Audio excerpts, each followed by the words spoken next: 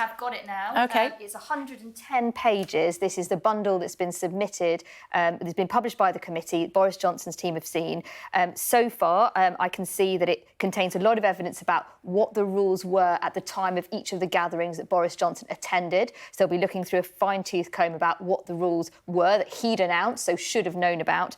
And we are getting into his messages with number 10 officials. So I'll look at those very carefully and come back to you. OK, so one of the other defences of the Prime Minister is that he has the heavy burden of leadership at the time, and he had no time to worry about what was happening with gatherings in Downing Street. He also says that he was challenged by the architecture of the building. He didn't actually say that, but that's shorthand for what he was suggesting. It's a townhouse. Downing Street is, number 10 Downing Street is a Georgian building. It's quite narrow. It's a terraced building. And he's saying because it's so small and hundreds of people were working there at the time, of course he would walk through rooms where people were gathered. He thought working, he would stop. He would have a moment to chat to them. But the burden of leadership meant that he didn't have time to ask whether they were having a party. And when he was told by his team, they would say, no, it's not a party, Prime Minister. We're just going to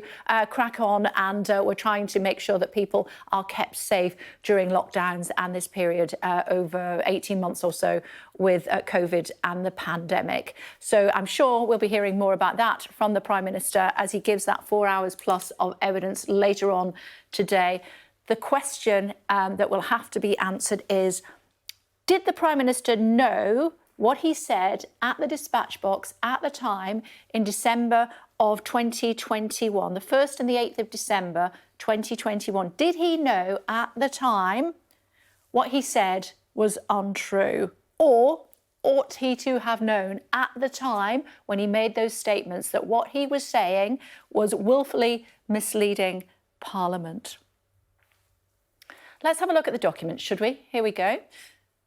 This is a document, Tamara, that has been released within the last few moments, and this is based on, it's a lot of pages, I know you told me, I've forgotten, 100 pages or so. Yes. Yeah. This is based on what the Prime Minister and his legal team, just remember, £250,000 is what it's cost the taxpayers so far, and then, of course, there's the cost on the other side as well, so I'm guessing we're pushing £500,000 or thereabouts.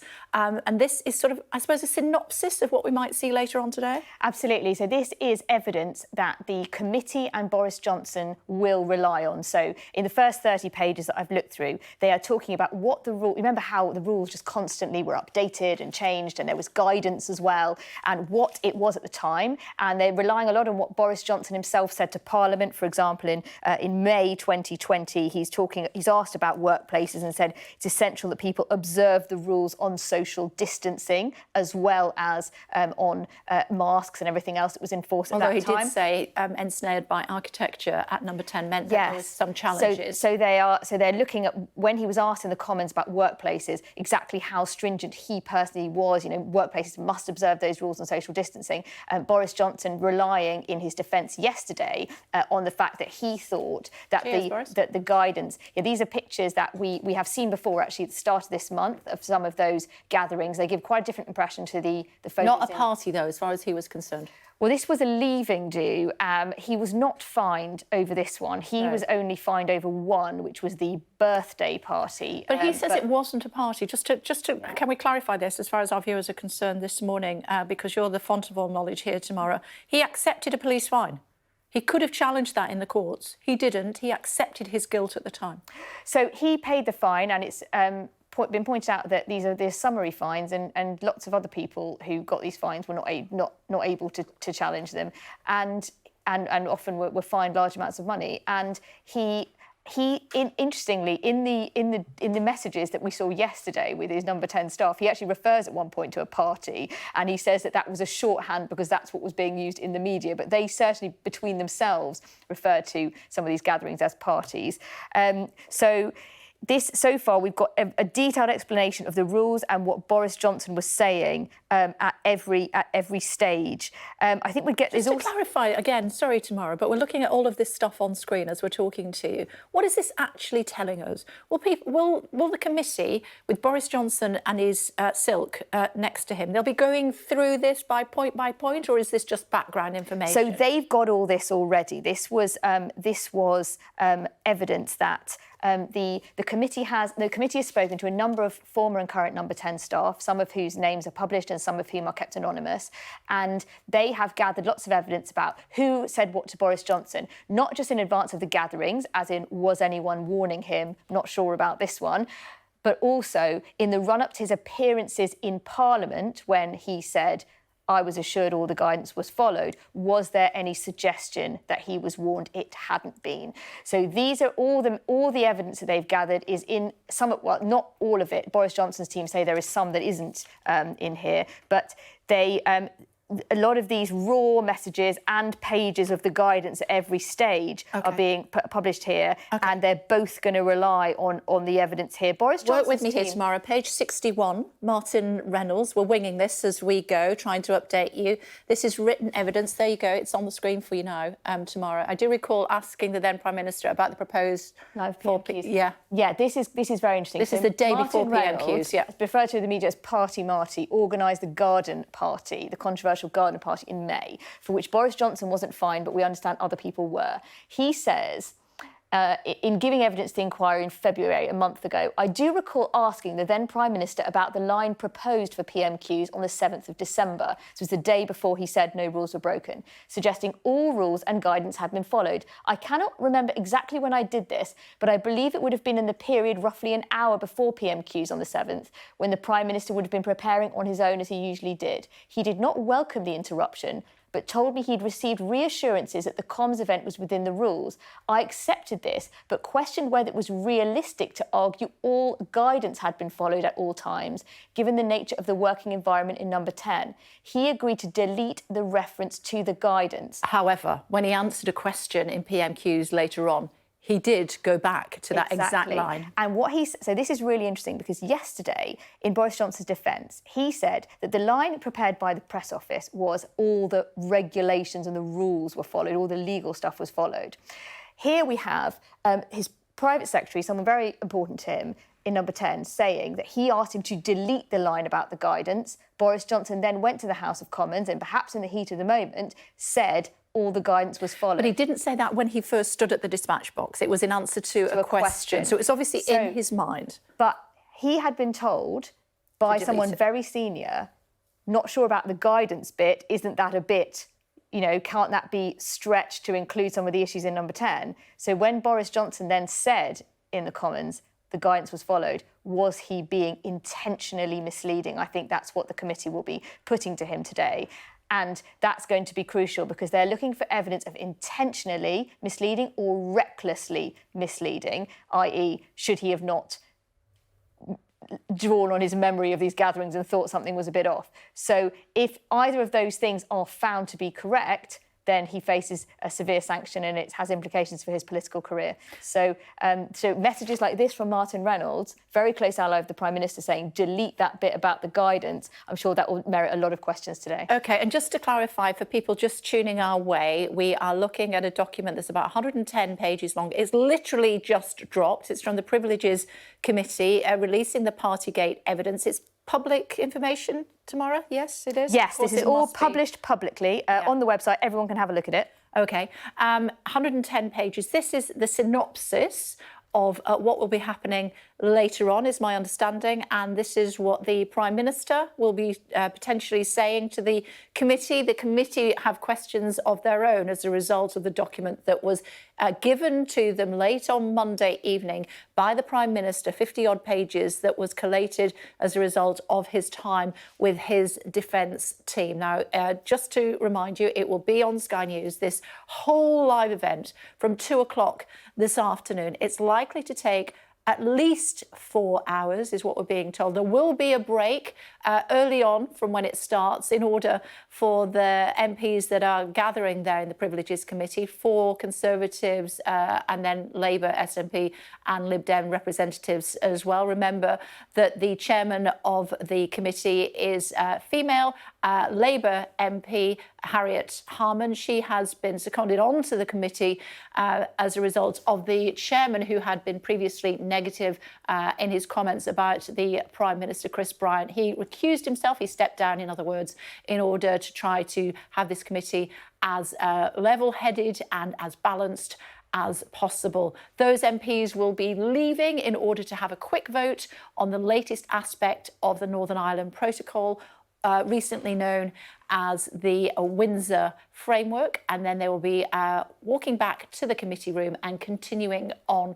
We've heard from the chairperson. We've been hearing from the chairperson of the committee, who says that she will expect the Prime Minister to answer as many questions as they have, and she will expect him to sit there and answer all of these questions until they are bored of asking them. Lucy, tell me more.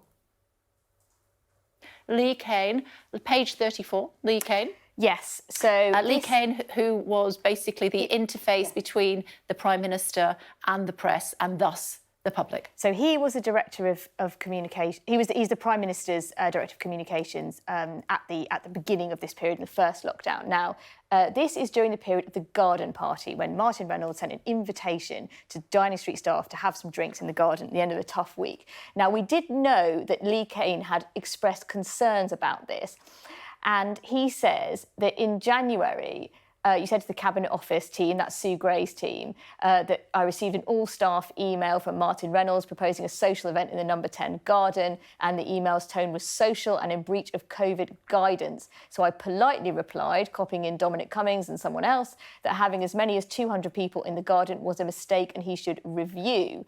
Following the email, Martin immediately came to my office and asked why I thought it was an error. I don't think we knew that, stating it would probably be more of a risk to send a further email cancelling the event. On this point, we disagreed, and I strongly advise the event should be cancelled. And later in the afternoon, Dominic Cummings, he says, informed the Prime Minister we'd argued about this, and he was frustrated. He doesn't remember if he raised it directly with the Prime Minister. Essentially, we have here that line there as well, which is really important. He said he would speak to the Prime Minister, but that he was sure it was okay. Yeah, speaks to the Prime Minister, but he was sure it was okay. Okay. So this is all about the discussions around this garden party. So this was an email from Martin Reynolds. A gathering was held in the Downing Street garden. The email sent was just suggesting it was a social event. The Prime Minister attended and admits attending for about 25 minutes, but he wasn't fined over it, but other people were. Now here, and beyond that page, we've got a series of emails and evidence from Martin Reynolds, who says that he thinks that the language he used to invite people to this event was inappropriate, but he doesn't believe that Lee was saying it was a breach of the rules, only that it was a comms risk. OK, it was clear, this is from Lee Cain, it was clear, observing all who attended and the layout of the event in the garden, that it was purely a social function. Against the rules, right?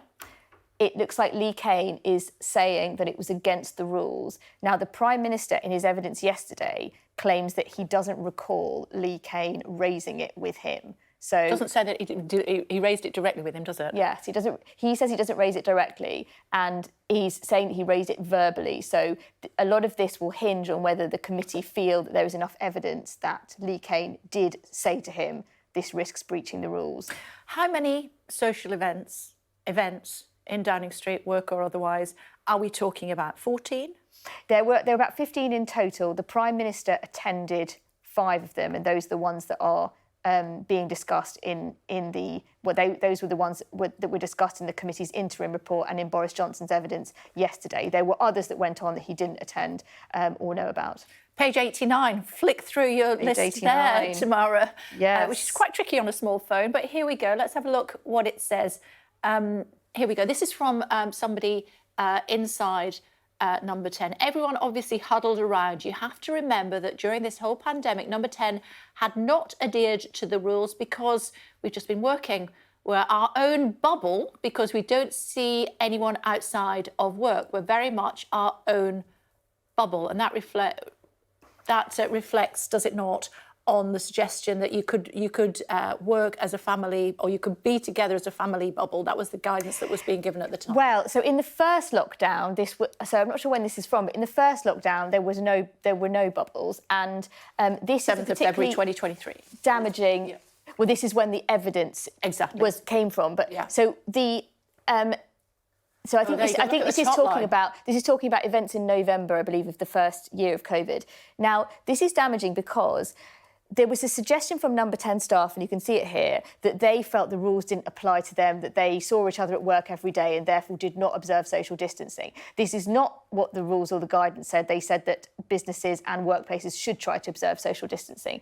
Now, Boris Johnson addressed this in his evidence yesterday. He said there's been a suggestion we consider ourselves our own bubble. He said that's absolutely not the case. And we did try very hard to follow the rules within the constraints of working in a building with small rooms. OK, Tamara, if you would, let me point out the top paragraph as well for those of you watching at home. It can be a little bit small, the type, can't it? So let me read it out for you for the benefit of those who can't read it. The former Prime Minister, Boris Johnson, often saw and joined these gatherings. This is from somebody inside Number 10. Either he was invited by SPADs, special advisors, or spotted them whilst walking up to his flat, which is above Downing Street. The route he took down the corridor looked straight into the press room and vestibules, so it's impossible not to see what was going on. He had the opportunity to shut them down, the gatherings, but joined in, made speeches, had a drink with staff. He could have taken the issue up with Martin Reynolds, Party Marty, his principal private secretary, to shut them down. He could see what was happening and allowed the culture to continue. This is what we're going to be hearing, ladies and gentlemen, from 2 o'clock this afternoon. I know I've got the popcorn ready tomorrow. Absolutely. I mean, this is quite damning. And also, there's more actually on page 39 from Dominic Cummings. Now, say what you like about Dominic Cummings and his sort of vendetta against the Prime Minister, but he said the PM certainly knew it was a drinks party because I told him, and when he walked outside, he saw a drinks party. So, but he's called Dominic Cummings a liar. He has, and says that he is not to be trusted. This is that bit from Dominic Cummings. January 22, you said to the Cabinet Office investigation team, the idea the PM could have thought this drinks event was work is comical, given the tables covered in bottles of drink, everyone standing around drinking, and the PM certainly knew it was a drinks party because I told him, and when he went outside, he saw a drinks party. This is the garden party in May 2020, when the rules and guidance were very strict.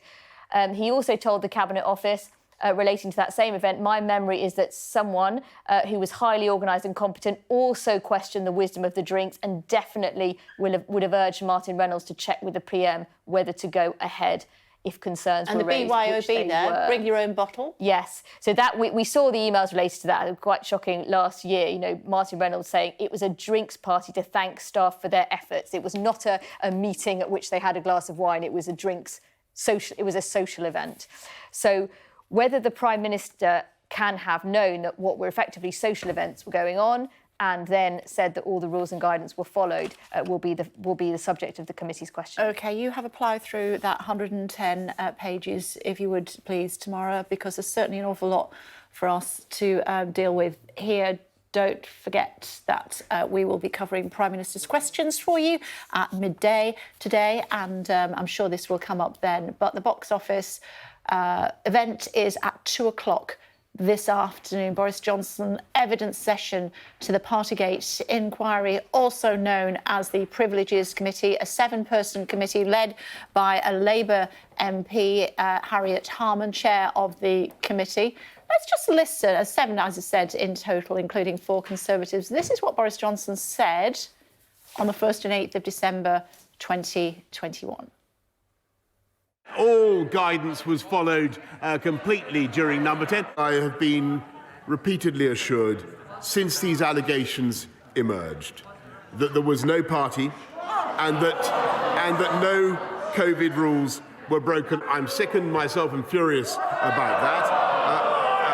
But I repeat what I have said to him, that I have been repeatedly assured that the rules were not broken. order. The guidance was followed and the rules were followed at all times.